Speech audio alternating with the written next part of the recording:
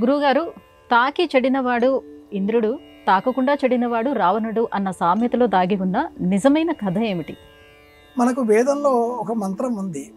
అహల్య యైజార గౌతమ బ్రాహ్మణ కౌశిక బ్రువాణ అరుణాశ్వ ఇహాగత బసవ పృథిభిక్షిత.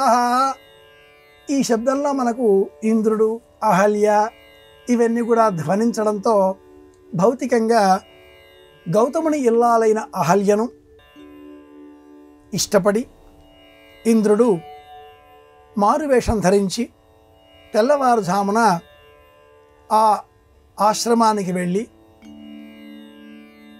ప్రత్యేకంగా పరిస్థితులను కల్పించడంతో గౌతముడు ముందుగా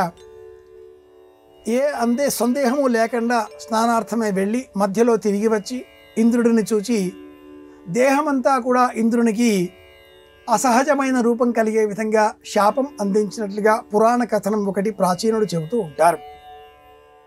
ఈ కారణంగా తాకి చెడినవాడు ఇంద్రుడు అనే మాట వచ్చింది.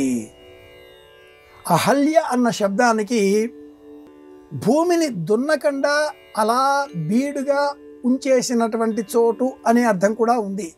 హలము అంటే నాగలి, అహల్య అంటే నాగలి చేత దున్నకుండా అలా బీడుగా ఉంచబడినటువంటి నేల.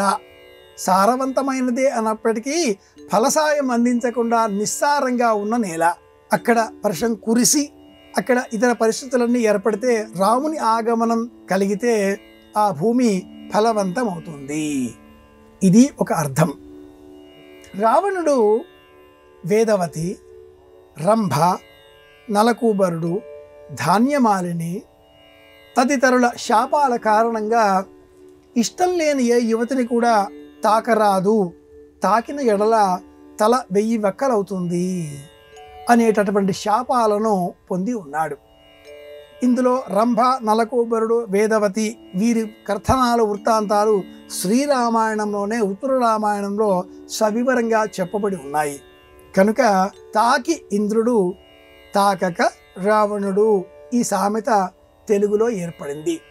చిన్నారి బాలబాలికలకు రామాయణ, భారత, భాగవత పురాణ గ్రంథాలను నైతికత బోధించే విధంగా తెలియజేయాలి అనే ఉద్దేశ్యంతో ఆ నైతిక విషయాలను కూడా ఇలా సూక్ష్మంగా, సూచ్యంగా, వాచ్యార్థంగా లఘువు రూపంలో గుర్తింపజేసే విధంగా ప్రాచీనులు ఇలాంటి సామెతలను ఏర్పాటు చేసి ఉన్నారు.